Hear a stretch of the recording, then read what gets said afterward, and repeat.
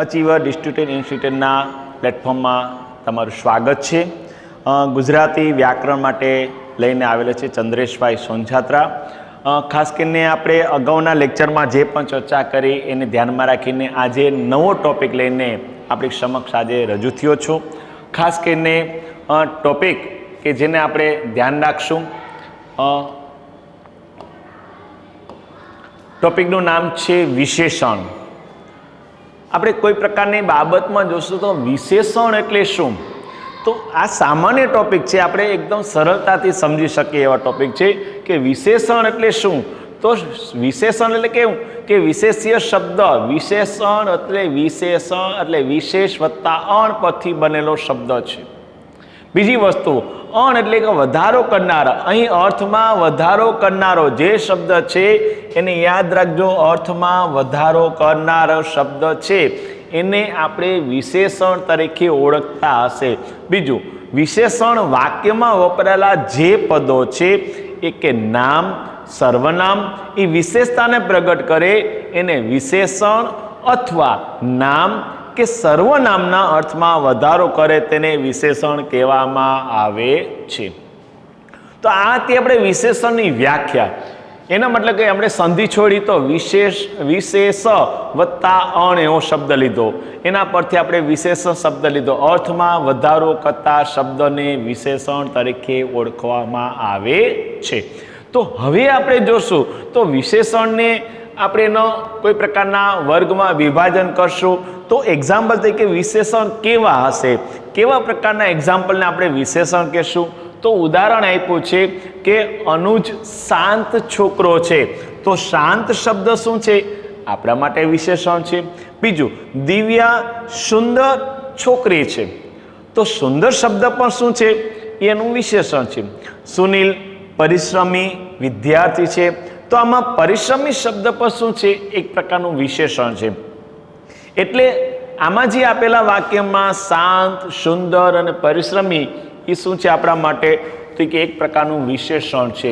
તો આ રીતના વિશેષણને આપણે ઓળખવાનો પ્રયત્ન કરશું. સ્પર્ધાત્મક પરીક્ષામાં ખાસ કરીને આ વિશેષણનો ટોપિક આપણે પૂછાય છે, એમાં ખાસ કરીને આપણે યાદ રાખશું, એના અલગ પ્રકારના પ્રકાર પણ યાદ રાખશું. વિશેષણને અલગ અલગ રીતના આપણે વિભાજન આપણે કરેલું છે, એની આપણે નોંધ લેશું. બીજી વસ્તુ હવે લેશું કે વિશેષ્ય એટલે શું. ઘણી રીતે આપણે જોતા હશું વિશેષણ એટલે શું એ આપણે ખબર પડી કે વિશેષ્ય શબ્દે આ વસ્તુ તમે સમાસમાં સાંભળવા મળશે. માન કે કર્મધારી સમાસ છે તેની વ્યાખ્યા જ આપણે ખબર છે કે આ સમાસના પૂર્વ પદમાં વિશેષણ જોવા મળે છે, ઉત્તર પદમાં વિશેષ્ય જોવા મળે છે, ત્યારે કર્મધારી સમાસ. તો એ વખતે આપણે જે પ્રશ્ન તેમ આમાં આપણે વિશેષ્ય એટલે શું, તો વિશેષ એટલે કે વિશેષણ જે પદ સાથે જોડાયેલું હોય તે પદને વિશેષ્ય તરીકે ઓળખવામાં આવે છે. જે પદ વિશેષણ સાથે જોડાયેલું હોય તે પદને વિશેષ્ય તરીકે ઓળખવામાં આવે છે. ઉદાહરણ તરીકે શબ્દ શું આપ્યો કે જે અનુજ, અહીં આપણે જોજો કોની સાથે વિશેષણ છે પણ જોડાયેલું કોની સાથે, કે છોકરા સાથે. અનુજ શાંત છોકરો છે. બીજું ઉદાહરણ, દિવ્યા સુંદર શબ્દ કોની સાથે, કે સુંદર છોકરી છે. આ છોકરી શબ્દ શું બનશે, આપણું વિશેષ્ય. સુનિલ પરિશ્રમી શબ્દ વિશેષણ, આ શું બની જશે, વિશેષ્ય, એટલે કે પરિશ્રમી વિદ્યાર્થી છે. તો આમાં ત્રણ વર્ડ છે, છોકરો, છોકરી કે વિદ્યાર્થી, એને આપણે શું કહીશું, વિશેષ્ય કહેવામાં આવે છે. તો આપણે ચર્ચા કોની કરી કે વિશેષણ એટલે શું અને વિશેષ્ય એટલે શું, એની ચર્ચા આપણે કરી. હવે એના વન બાય વન આપણે એના પ્રકારની ચર્ચા કરશું. અને ખૂબ જ અગત્યનો જે આપણે જે પ્લેટફોર્મમાં તમને બતાવેલું છે ડિજિટલના માધ્યમથી આપણે ખાસ કરીને એનો ચાર્ટ મૂકેલો છે, એ ચાર્ટના માધ્યમથી આપણે એને યાદ રાખશું. એક તો વિશેષણના પ્રકારમાં સ્વરૂપની દ્રષ્ટિએ તેના બે પ્રકાર જોવા મળશે. સ્વરૂપ છે તેના બે પ્રકાર કેવા છે, એક તો વિકારી વિશેષણ અને બીજું અવિકારી. બીજું અર્થની દ્રષ્ટિએ જોશું તો એના 5 પ્રકાર આપણે જોવા મળશે. કઈ રીતના, ગુણવાચક, સંખ્યાવાચક, સાર્વનામિક, પરિમાણવાચક અને વિશેષણનું વિશેષણ. હવે લ્યો સ્થાનની દ્રષ્ટિએ તો પાછા બે આવશે, અનુવાદ વિશેષણ અને વિધેય વિશેષણ. હવે ખાસ કરીને આ બધા પ્રકારને આપણે હાઇલાઇટ તરીકે યાદ રાખશું. એક એક ટોપિકને આપણે 1 by 1 જોતા રહેશું કે આને કેવી રીતના યાદ રાખશું. વિશેષણના પ્રકારનું ચાર્ટ આપણે મગજમાં ઉતારી લેવાનું. હવે લ્યો સ્વરૂપની દ્રષ્ટિએ વિશેષણ. આજે કોઈ પ્રકારનું યાદ રાખજો સ્વરૂપ હશે, એ સ્વરૂપને આપણે કેમ યાદ રાખશું? સ્વરૂપની દ્રષ્ટિએ વિશેષણના પ્રકાર જોશું તો ખાસ કરીને એના બે પ્રકાર જોવા મળશે. એક તો વિકારી વિશેષણ અને બીજું અવિકારી વિશેષણ. પાછો આપણે મનમાં પ્રશ્ન થાય કે સર વિકારી વિશેષણ એટલે શું અને અવિકારી વિશેષણ શું? તો એની બંનેની વ્યાખ્યા અને એક્ઝામ્પલ આપણે હવે જોશું. વિકારી વિશેષણ શું એનું પહેલા આપણે ઉદાહરણ જોઈએ, એની વ્યાખ્યા જોઈએ. વિકારી વિશેષણ લેશું કે નામ અને લિંગ વચન આદિમાં ફેરફારને લીધે જેનું સ્વરૂપ બદલાય, જેનું રૂપાંતર થતું શબ્દ વાપરે છે બદલાય, તે વિશેષણને વિકારી વિશેષણ તરીકે ઓળખવામાં આવે છે. તો આ ઉદાહરણ આપણે જોશું કે કેમાં બદલાય ને કેમાં નહીં બદલાય. માનો કે જો શબ્દ લ્યો મોટો, મોટી, મોટું. મોટો ડુંગર, મોટી નદી, મોટું વૃક્ષ. તો આ 3 વર્ડ તમે જોઈએ તો એમાં બધામાં મોટો, મોટી, મોટું એ લિંગ વચન પ્રમાણે ફેરફાર થયો એટલે આપણે વિકારી શબ્દ કહીશું. પછી લ્યો નબળો, નબળી, નબળું. નબળો બળક, નબળી ગાય, નબળું વાછરડું. તો નબળો શબ્દ પર કેવું વિશેષણ બન્યું? વિકારી. ત્રીજું ઉદાહરણ લ્યો ભરેલો, ભરેલી, ભરેલું. ભરેલો કૂવો, ભરેલી ડોલ, ભરેલું ખાબચિયું. તો એમાં પણ આપણે કેવો વિશેષણ બતાવે છે? વિકારી વિશેષણ. હવે આ સિવાયના નીચે એક્ઝામ્પલ તરીકે વર્ડ આપ્યા છે. તમે એને 3 શબ્દ સારો, સારી, સારું, ઊંચો, ઊંચી, ઊંચું, નીચો, નીચી, નીચું, લીલો, લીલું, લીલી, જે પ્રકારના શબ્દ ડાહ્યો, ડાહી, ડાહ્યું, ખારો, ખારી, ખારું, કડવો, કડવી, કડવું, તીખો, તીખી, તીખું વગેરે શબ્દ પર તમે નોંધ લેશો. માન કે છેલ્લો શબ્દ લ્યો આય ગાંડો. તો ગાંડો, ગાંડી, ગાંડો આ બધામાં આપણે પરિવર્તન થશે. ભણેલો, ભણેલી, ભણેલું. એટલે કે લિંગ પ્રમાણે જ્યારે વિશેષણનું રૂપાંતર થતું જોવા મળશે ત્યારે આ વિશેષણને વિકારી વિશેષણ તરીકે ઓળખવામાં આવે છે. તો આ પહેલો ટોપિક આપણે ક્લિયર, આપણે મગજમાં ઉતરી ગયું કે વિકારી વિશેષણ. વિશેષણની દ્રષ્ટિએ આપણે વાત કરી કે વિકારી ને અવિકારી. તો આપણે પહેલો ટોપિક જોયો વિકારી વિશેષણ. હવે આપણે ચર્ચા કરી અવિકારી. અવિકારી વિશેષણ કોને કહેવામાં આવે? તો આપણે મનમાં પ્રશ્ન થયો, એની વ્યાખ્યા જોશું. નામ કે લિંગ અને વચન આદિમાં ફેરફાર થાય પણ જેનું સ્વરૂપ ન બદલાય. યાદ રાખજો, આ વસ્તુ યાદ રાખજો. એમાં ખાસ કરીને યાદ રાખજો, સ્વરૂપ ન બદલાય તેને અવિકારી વિશેષણ કહેવામાં આવશે.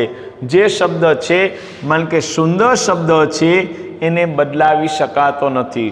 સુંદર, સુંદરી કે સુંદરું એવું શબ્દ બોલી શકાતું નથી. એટલે કે સુંદર પર્વત, સુંદર નદી, સુંદર ફૂલ. બીજું ઉદાહરણ લ્યો હોશિયાર છોકરો, હોશિયાર છોકરી, હોશિયાર છોકરું. તો હોશિયાર શબ્દને બદલાવી શકાતું નથી એટલે અવિકારી વિશેષણ છે. એના રંગ લ્યો સફેદ શબ્દ છે, સફેદ રંગ, સફેદ દિવાલ, સફેદ કપડું. તો સફેદ શબ્દ છે એ પણ આપણું અવિકારી વિશેષણ જોવા મળે છે. એટલે ખાસ કરીને વિકારી વિશેષણમાં આપણે શું કીધું કે લિંગ વચનમાં ફેરફાર થાય તો એમાં રૂપાંતર થતું જોવા મળશે ત્યારે વિકારી. જ્યારે અવિકારીની વ્યાખ્યા કીધું કે જેનું સ્વરૂપ ન બદલાય, જેનું જ્યારે સ્વરૂપ ન બદલાય ત્યારે યાદ રાખજો અવિકારી વિશેષણ. એમાં સુંદર, હોશિયાર, સફેદ લીધા તો બાકીના વર્ડ તમે જોશો ખરાબ, દુઃખી, સુખી, ક્રોધી, પાણીદાર, કિંમતી, ખાલી, ભારે, જુવાન, નરમ, આળસુ, આવા કોઈ પ્રકારના આજ્ઞાકારી, સંતોષી, નમ્ર, વ્યવસ્થિત જે પ્રકારના વર્ડ અંદર એક્ઝામ્પલમાં આપણે મૂક્યા છે એ તમામ પ્રકારના યાદ રાખજો એ અવિકારી વિશેષણના શબ્દ છે. જેને આપણે બદલી શકતા નથી. એટલે કે ખાસ કરીને આપણે જોયું તો વિશેષણના પ્રકારમાં વિકારી અને અવિકારી એવા બે ટોપિક આપણે જોયા. હવે લ્યો આપણે અર્થની દ્રષ્ટિએ એના પ્રકાર. તો એમાં ખાસ કરીને 5 પ્રકાર આપણે જોવા મળે છે. એમાં પેલું લ્યો ગુણવાચક, બીજું સંખ્યાવાચક વિશેષણ, સાર્વનામિક લેશું, પરિમાણવાચક લેશું અથવા વિશેષણો વિશેષ્ય એવા પ્રકારથી આપણે પરિચિત મેળવશું. ખાસ કરીને અર્થની દ્રષ્ટિએ આપણે વિશેષણના પ્રકાર આપણે નિહાળશું. તો કોઈ પ્રકારનો અર્થ આવે અને અર્થ વખતે આપણે કેવી રીતના આપણે એને જોશું. તો એમાં પહેલો પ્રકાર છે ગુણવાચક. નામ કે સર્વનામના કોઈ પણ ગુણનો બોધ કરાવનાર, નામ હશે કે સર્વનામ હશે એના કોઈ પણ પ્રકારના ગુણનો બોધ કરાવનાર વિશેષણને ગુણવાચક. ખાસ કરીને આ વસ્તુ યાદ રાખજો, સર્વનામના કોઈ પણ પ્રકારના ગુણનો બોધ કરાવનાર વિશેષણને ગુણવાચક વિશેષણ તરીકે ઓળખવામાં આવશે. વ્યક્તિનો કોઈ ગુણ હશે, સર્વનામનો ગુણ હશે. માન કે દયાળુ રાજા, જો રાજાનો ગુણ બતાવે દયાળો. ચાલાક ચોર, એ પણ એનો ગુણ જ છે. હકીકતમાં ચોર એક પ્રકારની ચાલાકીથી ચોરી કરે છે. બીજું ચળકતું મોતી, ચળકતું શબ્દ પણ આપી દીધો, ગુણવાચક વિશેષણ છે. બોલકો છોકરો, બોલકો શબ્દ પણ આવ્યો. ગરમ પાણી, ભલો છોકરો, રંગીન ટીવી, કઠોર સ્ત્રી, લોખંડી પુરુષ, કડવી દવા, ઝેરી સાપ, ચોખ્ખું પાણી, આંધળો ભિખારી, મધુર રાગ, પારદર્શક કાચ. તો આ બધા વર્ડમાં આપણે જોયું એના બધા શબ્દ આગળ કેવો આવ્યો તો કે એનો ગુણ આવ્યો.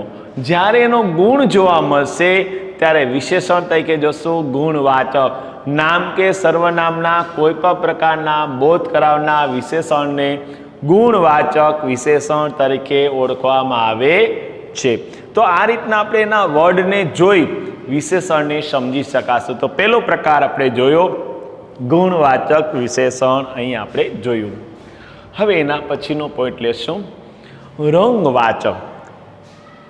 ગુણવાચક જો હવે એના રંગવાચક જોશું તો બધા વર્ડમાં આપણે એનો રંગ બતાવશે.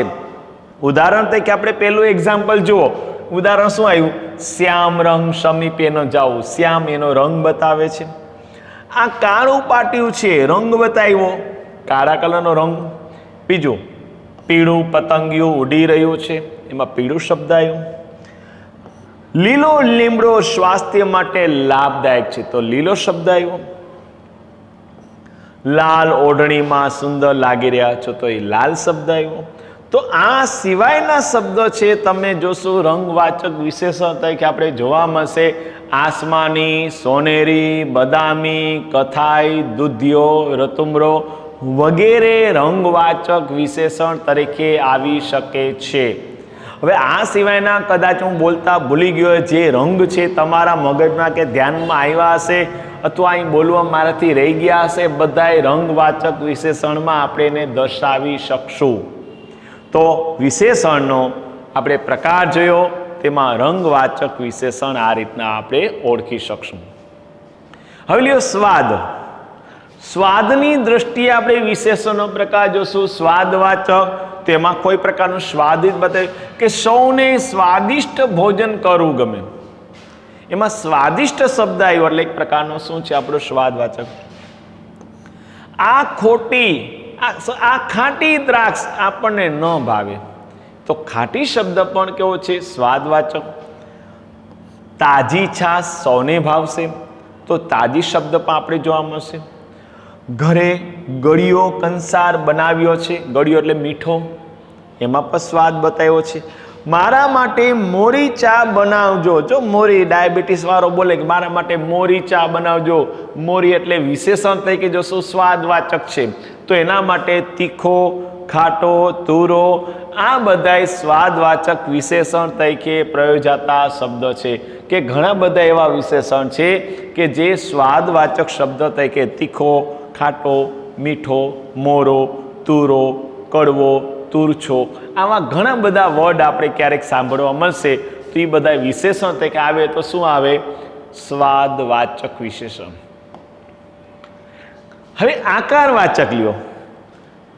આકાર એટલે કે કોઈ પ્રકારના તમારી પાસે રહેલું માધ્યમ છે કે આ આકારનું છે. કોઈ ચોરસ, કોઈ ગોળ, કોઈ લંબચોરસ, અથવા આપણે એનો આકાર દર્શાવ્યો છે તો આકાર વાકાચોકો જો આકાર બતાવે છે. ઘણા બધા શબ્દો જોશો તેમાં ખાસ કરીને કાગળ પર ચોરસ પાસો મૂકેલો છે. જો ચોરસ એનો શું આવ્યું? આકારવાચક વિશેષણનો પ્રકાર. બીજું, લાંબી દિવાલને ફરતે પરિક્રમા કરી, લાંબી શબ્દ આવ્યો. બીજું શબ્દ લીધું ગોળ ટેબલ મારા માટે લઈ આવજો, એમાં ગોળ શબ્દ આવ્યો.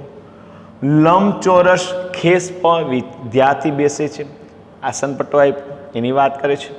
સાપુતારાના જવાનો રસ્તો વાંકાચૂકો છે, એ પ્રકારનો તમને આકાર જ બતાવે છે કે કેવા પ્રકારનો ભાવ છે. તો જ્યારે વિશેષણ ભણશો તો વિશેષણમાં આપણે જોયું રંગવાચક, સ્વાદવાચક અને હવે આપણે જોયું છેલ્લે આકારવાચક. એમાં સ્ટાર્ટિંગમાં આપણે વિકારી અને અવિકારી પણ જોયા. હવે લ્યો કર્તૃવાચક વિશેષણ. કર્તૃવાચક વિશેષણ એટલે કેવી ટાઈપનું કે કોઈ પ્રકારનું આપણે કરવાની ક્રિયા બતાવશે. દાખલા કે ઉદાહરણ શબ્દ કેવો છે કે મારકડો ઢોર ગામમાં ફરી રહ્યો છે, જે મારવાની ક્રિયા કરે છે અને ત્યારે કર્તૃવાચક વિશેષણ. બીજું, બોલકો છોકરો સૌને ગમે છે, કે આ વ્યક્તિ બોલકો છે. ઘણા બધા વિદ્યાર્થી બોલતા હોય, ઘણા બધા શિક્ષક તરીકે સંબોધન કરતા હોય કે આ બોલકો છોકરો છે. બોલકો શબ્દ પણ કર્તૃવાચક છે. બોલનાર વ્યક્તિથી ચૂપ રહી શકાય નહીં. જે લોકો બોલે છે એનાથી કોઈ દી ચૂપ રહી શકાતું નથી. ખોદનાર મજૂર સાંજે આવશે, તો ખોદનાર એ કર્તૃવાચક જો ક્રિયા બતાવે છે. સાંભળનાર એ કોઈ હતું જ નહીં. તો હવે ભલે તમે વિશેષણ ભણતા હોય તો આની સાથે તમને કોઈ કે કૃદન કહે તો ખોદનાર, આ નાર શબ્દ આવ્યો તો યાદ રાખજો અહીંયા ભવિષ્ય કૃદન છે. હવે આ જ વાક્યમાં તમને કોઈ કે નિપાત કયો, સાંભળનાર કોઈ હતું જ નહીં, તો જ ઈ ભારવાચક નિપાત છે. આ બધા ટોપિક આપણે જ્યારે એક ટોપિક ભણતા હોય ત્યારે એની સાથે બીજા 2-3 ટોપિક આપણે આવરી લેવા જોઈએ. આપણે કોઈ પ્રકારના વ્યક્તિ છે એની સાથે કોઈ પ્રકારનો વર્ડ આવ્યો, માન કે શબ્દ આવ્યો ગામમાં, તો આપણે પ્રશ્ન થવો જોઈએ કઈ વિભક્તિ છે. તો કોઈ પૂછે તો ગામમાં, હાલો કઈ વિભક્તિ, તો સ્થાન બતાવે. ક્રિયાનો વિષય કે સ્થાન સમય બતાવે ત્યારે યાદ રાખજો એ આપણા માટે સમય કે સ્થળ બતાવે ત્યારે અધિકરણ એટલે 7મી વિભક્તિ છે. એનો પ્રતીપ આપણે ખબર પડી જશે માં છે. એટલે કે વિશેષણને આ રીતના પણ ઓળખી શકાય છે. આપણે કોઈ પ્રકારના વસ્તુ છે એને માન કે એક્ઝામ્પલ કોઈ, હવે એમ કે કયું કૃદન છે ઈ અથવા ઈને પ્રત્યે લાગે તો આપણે બધાને ખ્યાલ છે સંબંધક ભૂત કૃદન બને છે. તો વાક્યમાં પ્રત્યય લગાડીને બનેલા વિશેષણો પ્રામાણિક, શરમાળ, વાચાળ, ધનવાન, ત્યાગી વગેરે આવા વિશેષણને કર્તૃવાચક વિશેષણ તરીકે ઓળખવામાં આવે છે.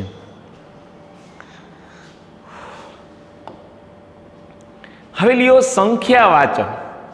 સંખ્યાવાચકને પણ જોઈને આપણે પ્રશ્ન થશે, નામ કે સર્વનામની સંખ્યા કે ક્રમનો બોધ થાય તેવા વિશેષણને સંખ્યાવાચક વિશેષણ તરીકે ઓળખવામાં આવે છે. એમાં પાછળના 2 પ્રકાર, નિશ્ચિત સંખ્યાવાચક અને અનિશ્ચિત સંખ્યાવાચક. જે નિશ્ચિત શબ્દમાં સંખ્યા તમે બોલશો 1 2 3 4 5 એ નિશ્ચિત સંખ્યા બોલશો. અનિશ્ચિત એટલે ઘણી બધી કે ઘણા, કેટલાક, અનેક, ટોળો, જથ્થો, અનેક પ્રકારના વર્ડ જ્યારે આવશે ત્યારે નિશ્ચિત સંખ્યાવાચક વિશેષણ બનશે. પણ અત્યારે આપણે નિશ્ચિત સંખ્યાવાચક વિશેષણનો એક ચાર્ટ જોઈ લઈએ. આ ચાર્ટ વિદ્યાર્થી મિત્રો ધ્યાનથી જોજો, ખાસ તમને ખ્યાલ આવશે કે આને અલગ પ્રકારના ચાર્ટમાં આપણે રૂપાંતર કર્યો છે કે નિશ્ચિત સંખ્યાવાચક શબ્દ 1, 10, 15, પા, અડધી, દોઢું, લીટર, કિલો બધે શબ્દ છે. નિશ્ચિતનો એનો ઉપભેદ પણ આપણે જાણી શકશું. પેલો પ્રકાર લ્યો પૂર્ણ સંખ્યા દર્શક. સંપૂર્ણ કોઈ પ્રકારનો વર્ડ આવ્યો પૂર્ણ છે, જેમાં કોઈ પ્રકારનું 1, 65, 200, 1000, લાખ કે કરોડ, આ શબ્દ બધા પૂર્ણ આવેલા છે, એમાં અધૂરો વર્ડ નથી. બીજું, સંખ્યાવાચક ક્રમ લ્યો, પહેલું, ચોથું, 12મું, 24મું ક્રમ, પહેલો, બીજો, ત્રીજો, ચોથો, પ્રથમ, દ્વિતીય, તૃતીય, તો આ બધે શું આવ્યું? ક્રમવાચક. હવે લ્યો સંખ્યાનો સમૂહ દશક. એક સંખ્યામાં ઘણી બધી સંખ્યા સમાયેલી છે, એને સંખ્યા સમૂહ કહેવામાં આવે છે. માન કે દશક, એમાં 10 છે એકી સાથે, શતક એમાં 100 છે, સદી એ પણ આપણે ડઝન તો 12. તો આ બધા વર્ડને આપણે જેમાં સમૂહ હશે, જથ્થો હશે, તો સંખ્યાવાચક. સંખ્યા સૂચક, સંખ્યાનું સૂચન કરતા હશે કે અંશ પ્રમાણે પા, અડધું, પા શબ્દ અડધું, પોણું, સવા, દોઢ, અઢી, આ બધા શબ્દ કહેશું. સંખ્યા વૃત્તિ સૂચક, આપણે ઘણી જગ્યાએ જોતા હશું, એકવડું, બેવડું, બમણું, સવાયું, 10 ગણું. આપણે કહે ને કે દીકરી આજે 500 રૂપિયા વધાવો દીધો છે, તો પરિવારને કહેશે દીકરીનું લેવાય નહીં, દીકરીને સવાયું કરીને આપી દો, 550 આપી દો. કોકે ના 550 ને બમણું કરી દો, 500 આપ્યા છે ને એ 1100 આપી દો, 1000 આપી દો, એને બમણું પણ કહેવાશે. કોઈક સવાયું કરશે, કોઈક બેવડું કરશે. તો આ બધા વિશેષણમાં આપણે જોયું તો એ આવ્યું આપણું સંખ્યાવાચકમાં નિશ્ચિત સંખ્યાવાચક. હવે આપણે લેશું અનિશ્ચિત. અનિશ્ચિતના જે વર્ડ છે જોતા સાથે તમને ખ્યાલ આવશે કે થોડું, ઘણું, ઓછું, વધારે, કેટલુંક, અનેક, ઘણું, ઘણી, કેટલાક, થોડુંક, પુષ્કળ. તો આ બધામાં ખાસ કરીને આપણે જોશું એ બધા અનિશ્ચિત શબ્દ આપણે જોવા મળે છે. એનું ઉદાહરણ તરીકે લેશું, કેટલાક લોકો વરસાદની રાહ જોતા હતા, જેમાં કેટલાક શબ્દ આવ્યા. ઘણા યુવાનો મનહર ઉદાસની ગઝલના ચાહકો છે, એમાં ઘણા શબ્દ આવ્યા. ઘણી છોકરીઓ રંગોળી પૂરે છે, તેમાં ઘણી શબ્દ આવ્યો. અમુક લોકો કાયદાનું પાલન કરતા નથી, તો અમુક શબ્દ આવ્યો. અનેક શબ્દ, અનેક શ્રોતાઓ સભાને છોડીને ચાલ્યા ગયા. તો આ દરેક પ્રકારના ટોપિકમાં તમે જોયું તો અનિશ્ચિત સંખ્યાવાચક આવી. સંખ્યાનો આપણે કોઈ પ્રકારનો ખબર ન પડી. જો આગલી સંખ્યામાં આપણે શું જોયું? નિશ્ચિત જોયું. તો નિશ્ચિત હતી તમે કહી દઉં કે એક પ્રકારનું આ શબ્દ ડઝન આવ્યું, તો ડઝન એટલે 12, ડઝન એટલે 12. અને એમાં આપણે જોશું કે કોઈ પ્રકારની અનિશ્ચિત આવી, તો અનિશ્ચિત સંખ્યાને આપણે કેમ જોવું? તો આપણે જોયું કે અનિશ્ચિત સંખ્યાવાચક વિશેષણ, એના આપણે ઉદાહરણ જોયા. હવે આપણે લ્યો સાર્વનામિક વિશેષણ. તો સાર્વનામિક વિશેષણ તરીકે કેમ જોશું? તો ખાસ કરીને સર્વનામ વિશેષણ તરીકે પ્રયોજાતું હોય તેને સાર્વનામિક વિશેષણ તરીકે ઓળખવામાં આવે છે. જે વિશેષણને સર્વનામ તરીકે આપણે ઉપયોગ કરશું, એક્ઝામ તરીકે પહેલું જ વાક્ય છે, અંડરલાઈન બાકી રાખી દે, નીચે કરી છે આપણે, હું તેમની પાટલી સામે બેઠો. તો હું શબ્દ આપણા માટે શું આવ્યું? સર્વનામ. સર્વનામનો વપરાતો વિશેષણ છે સાર્વનામિક. પછી અમારી, અમારી શબ્દ લેશો, પરાધીનતા અમને સાલવા લાગી. અમારી પરાધીનતા અમને સાલવા લાગી. તો અમારી શબ્દ લેશો, એ પણ આપણે જોવા મળશે કે સાર્વનામિક શબ્દ છે, કે કોઈ પ્રકારના હું, અમારી, કોઈ પ્રકારના વર્ડ વાઇઝ મારું શબ્દ, તમારી, આપણી, જે શબ્દ નીચે અંડરલાઈન બતાવે છે એ બધા કેવા છે? સાર્વનામિક. વહાલાજીનું રૂપ હૃદયમાં વસ્યું, મનડોરે ધર્યું મારું. તો મારું શબ્દ શું આપણે આવ્યો? તો સાર્વનામિક વિશેષણ. બીજી વસ્તુ, આ તમારી પડખેના દીપડા ન રંજાડે તો સારું ઘણું, તેમાં તમારી શબ્દ આવ્યો. ટાઢે ધ્રુજતી ધ્રુજે આપણી દેહ મને કેમ વિસરે રે. તો આવા ટોપિકમાં પણ આપણે યાદ રાખજો, વિશેષણ તરીકે સાર્વનામિક છે. પણ હમણાં આની પહેલાના ટોપિકમાં આપણે ચર્ચા કરી કે આવા ટોપિકને આપણે બીજી રીતના યાદ રાખવું હોય તો આ વાક્યનો પ્રકાર તમને એમ કે દેહ મને કેમ વિસરે રે, તો એ વાક્યનો પ્રકાર આવે તો શું કહેવાશે? તો આપણે યાદ રાખવું, એમાં કેમ શબ્દ આવ્યો, પાછો પ્રશ્નાર્થ શબ્દ આવ્યો, તો આપણે ખબર પડી કે પ્રશ્ન વાક્ય છે.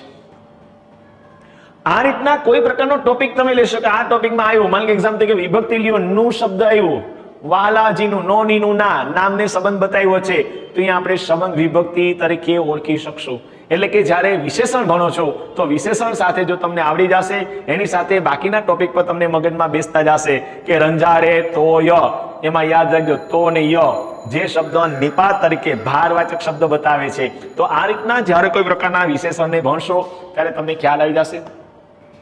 હવે વિશેષણના બીજા પ્રકાર, સાર્વનામિક વિશેષણના 3 પ્રકારના આપણે રૂપાંતર કરવામાં આવ્યા છે. એક તો દર્શક વિશેષણ, બીજું પ્રશ્નવાચક વિશેષણ, બીજું સાપેક્ષ અથવા શરતવાચક વિશેષણ છે. તો ખાસ કરીને યાદ રાખજો, આ પરીક્ષામાં આપણે ક્યારેક પૂછી લઈએ છીએ કે આ દર્શક વિશેષણ છે અથવા પ્રશ્નવાચક છે કે સાપેક્ષ છે. તો આ બધા ટોપિક અગાઉ આપણે વાક્યના પ્રકારમાં પણ આપણે ધ્યાન દોરેલું છે, પણ જ્યારે આપણે વિશેષણ ભણશું ત્યારે આપણે ખ્યાલ આવશે. પેલો ટોપિક આપણે લેશું દર્શક. હવે દર્શક વિશેષણ એટલે શું તેની વ્યાખ્યા આપણે લીધી કે જે વિશેષણ દ્વારા નજીકે દૂરના પ્રાણી, પદાર્થ કે વસ્તુને દર્શાવે તેને દર્શક વિશેષણ તરીકે ઓળખવામાં આવે છે.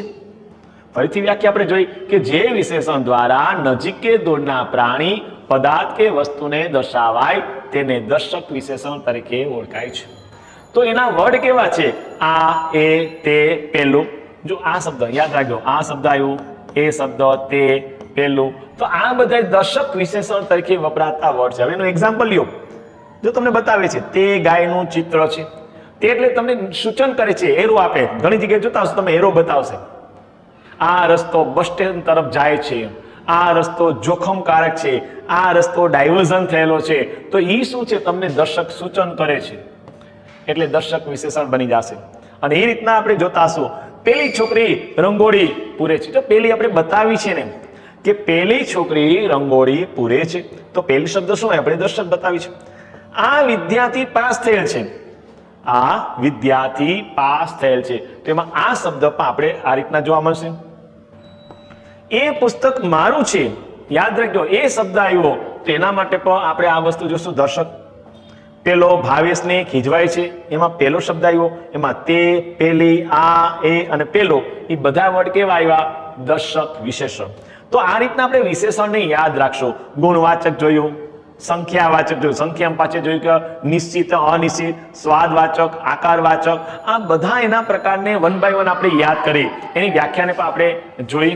હવે એના પછીનો નેક્સ્ટ ટોપિકમાં આગળ જોશું, સાપેક્ષ સર્વનામમાં વિશેષણ. હવે સાપેક્ષ સર્વનામ વિશેષણ એટલે શું કે જે અગાઉ તમે વાક્યના પ્રકારમાં ભણી ગયા છો.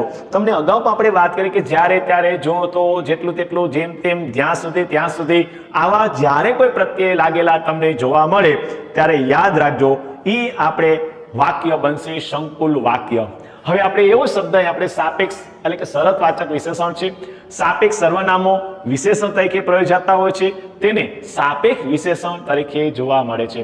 આ વિશેષણને સંબંધ વિશેષણ તરીકે પણ ઓળખી શકાય છે. હવે એના ઉદાહરણ જોશો તમને સરળતાથી ખ્યાલ આવી જશે. જો એકમાં આપ્યું છે, બીજામાં નથી આપ્યું. માન કે જેવી મહેનત તેવી સફળતા. તો આપણે શું જોયું? જેવી અને તેવી. તો આ શબ્દ કેવો આવ્યો?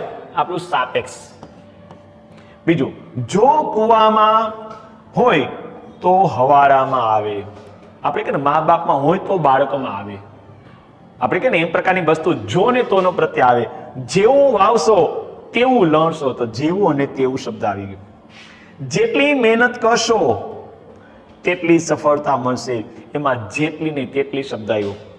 જે માણસે કદી પાપ ન કર્યો હોય તે પહેલો પથ્થર ફેંકે.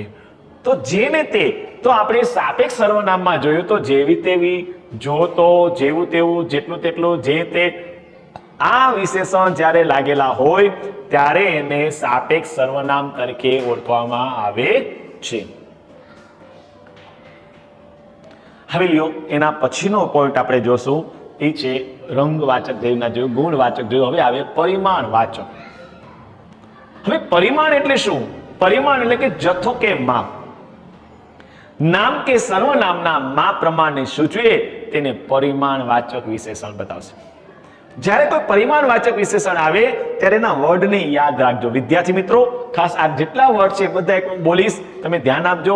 એમાં બધા વર્ડમાં યાદ રાખજો માપ, જથ્થો કે સર્વનામના પ્રમાણ સૂચવશે. દાખલા કે અડધી, પડ, વિશાળ, અપાર, અપરંપાર, અનહદ, અસીમ, અસંખ્ય, ખૂબ, વિપુલ, ઘણો, અલ્પ, અતિ, અતિશય, અનેક, અધિક, જૂજ, જરાક, સહેજ, સર્વ, સમસ્ત, ભરપૂર, ભરચક, અઢળક વગેરે. હું જેટલા શબ્દો બોલ્યો એ બધાય પરિમાણવાચક સૂચકના પરિમાણવાચક વિશેષણના એના શબ્દો હતા કે આ શબ્દ આવે એટલે સમજી લેવાનું પરિમાણવાચક વિશેષણ છે. હવે લ્યો બીજું વિશેષણનું વિશેષણ એટલે કે કેવી ટાઈપનું કે ગુજરાતી ભાષામાં અમુક વખતે આપણે વિશેષણને પણ વિશેષણ લગાડવામાં આવે છે. હવે જે વિશેષણ લાગે એટલે વિશેષણ કોઈ ન લગાડે પણ ગુજરાતી ભાષામાં આપણે ક્યારેક લગાવતા એના વાક્ય કેવા બનશે તો એ આપણે એક્ઝામ્પલ તરીકે આપ્યા છે. એટલે ટોપિકનું નામ છે વિશેષણનું પણ વિશેષણ. કઈ રીતના એનું ઉદાહરણ આપ્યું છે. જો ઉદાહરણમાં જોશો તે સૌથી ઊંચું શિખર છે. જો સૌથી શબ્દ લખ્યો હોત તો પણ ચાલત, ઊંચું શબ્દ લીધો તો પણ ચાલત, ઊંચું શિખર છે તોય હાલે. તે સૌથી ઊંચું શિખર છે એટલે કે ઊંચું અને સૌથી બે વિશેષણ ભેગા કર્યા એટલે આપણે આવ્યું વિશેષણનું વિશેષ્ય.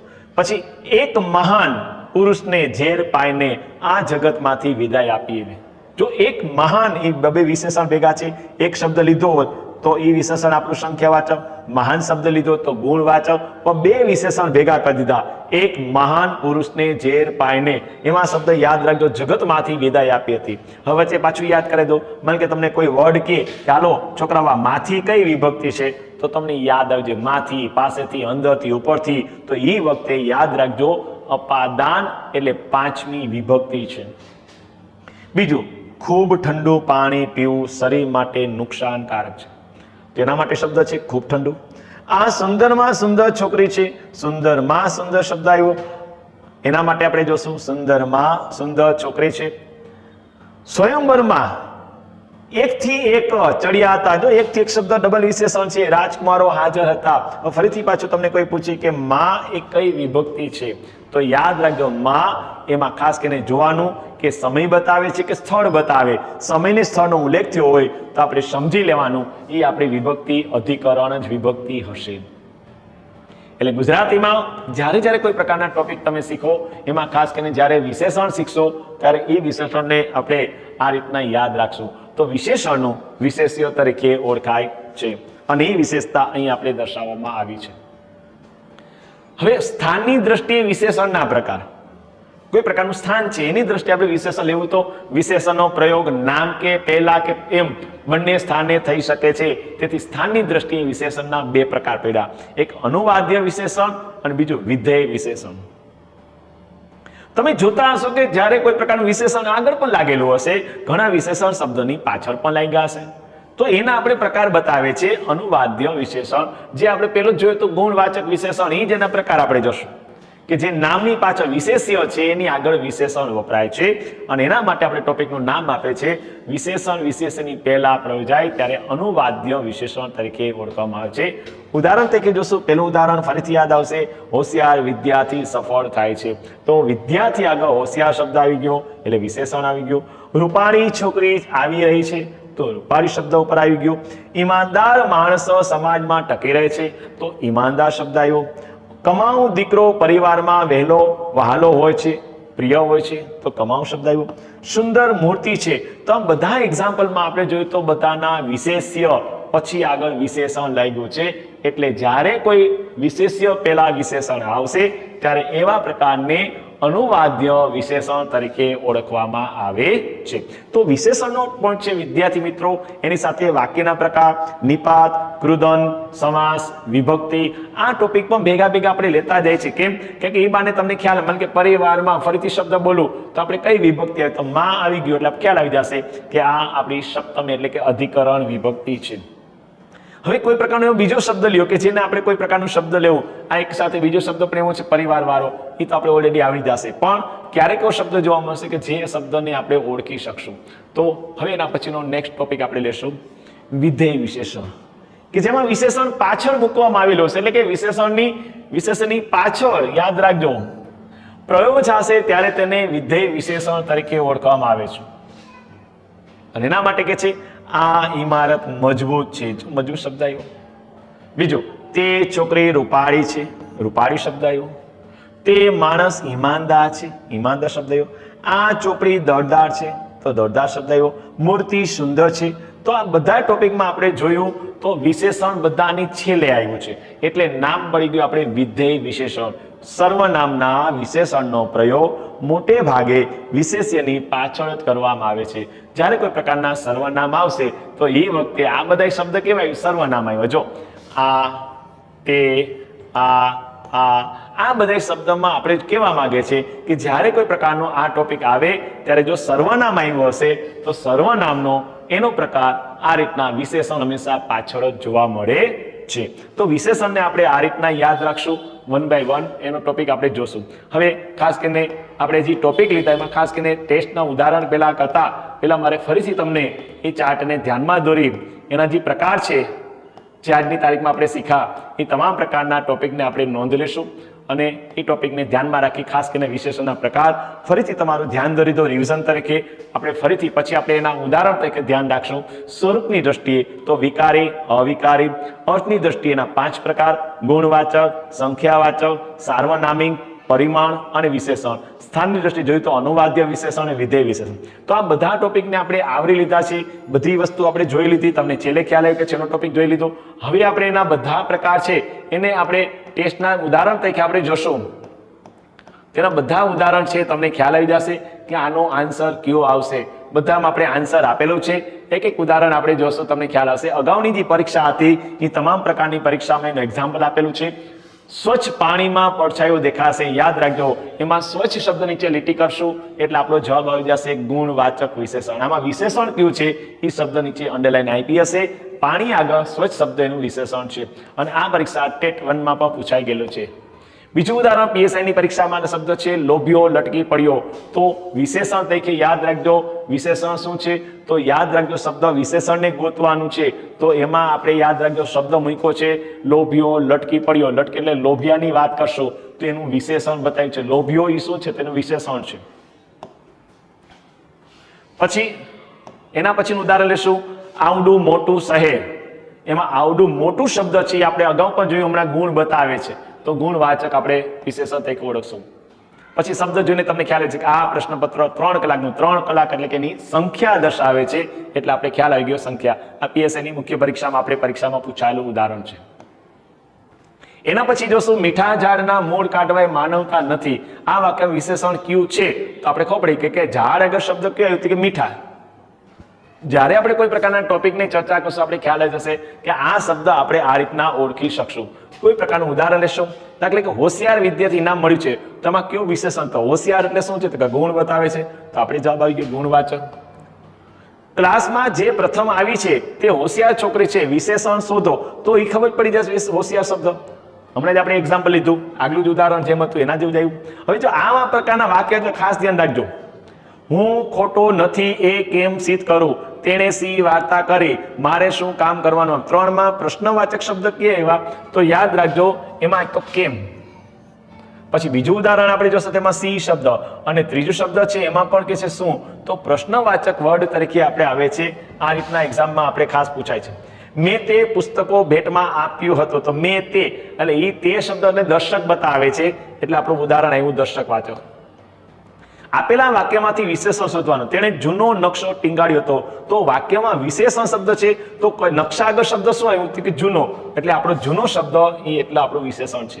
નીચેનામાંથી વિશેષણ ન હોય તેવો શબ્દ છે કે જે શબ્દ વિશેષણ નથી તો ચળકાટ શબ્દ છે એ વિશેષણ નથી, બાકી બધા વિશેષણો છે. તો થેન્ક યુ વેરી મચ.